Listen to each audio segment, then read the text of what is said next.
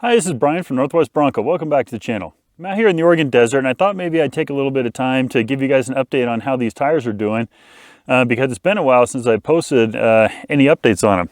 Now, in case you didn't know, on my channel, if you look under my playlist, I've got the Tire Life series for these Toyo tires, and I'm just every 20,000 miles or every milestone of conditions I drive in, I give you guys an update on what I think of the tires.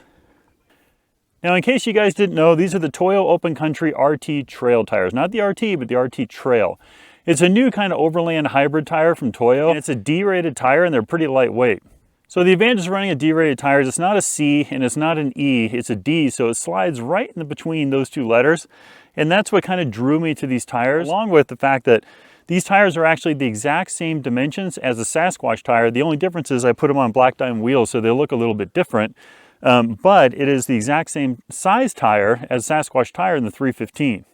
So it's late October and we're kind of getting into the end of the overland season, at least the nice weather overland season. So from this point forward, you're going to start getting into some snow and some sloppy, muddy roads. But I can tell you that I ran them all summer long going through these terrible rock garden desert roads, and I never got one flat tire, not one single issue. I normally run them about 37 PSI on the road, and then I ran them about 30 PSI off-road for trail driving, and occasionally I'll drop them down to 25, but I don't like to run my tires too low because I'm kind of pushing it for fuel every time I come out here.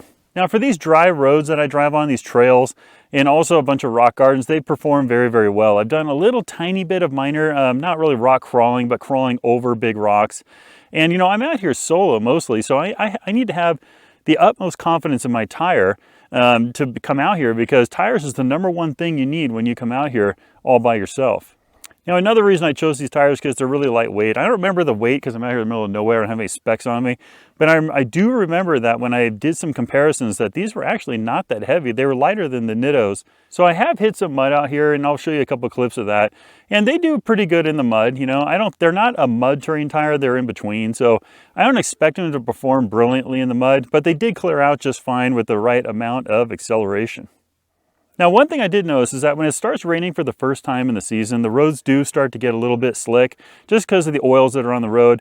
And they do get a little bit slippery on wet roads, so you kind of have to be careful because they are a hybrid tire. They're not really an all-terrain, you know, they're not a mudder, you know, so they kind of slide in the middle. So you have to be a little bit careful going on wet roads, because I did notice they did have a little bit of slippage. And when it comes to snow and ice, I haven't really had a really good chance to run those. That'll be coming up this winter, and that'll probably be my next milestone video, will be the snow and ice video, because I just haven't hit enough of it yet to tell you what I think. Now, as far as how the tires have been wearing over all this time, you know, they're wearing pretty good. You know, it's an even wear, and I've been airing them up and airing them down, running them on the road with all kinds of goofy pressures depending on how far I drive with them aired down or overinflated. You know, they air nice and evenly, so I haven't had any trouble at all with uneven wear, vibrations, uneven, you know, tire weight, nothing like that. So they've actually done really well. So if you have any questions or comments on these tires, make sure you put it below in the comment area. I'll be sure to get back to you. And if you liked the video and you found it helpful, maybe give it a like, subscribe for more Bronco content, and I'll see you probably sometime when it snows again to give you an update on these tires. So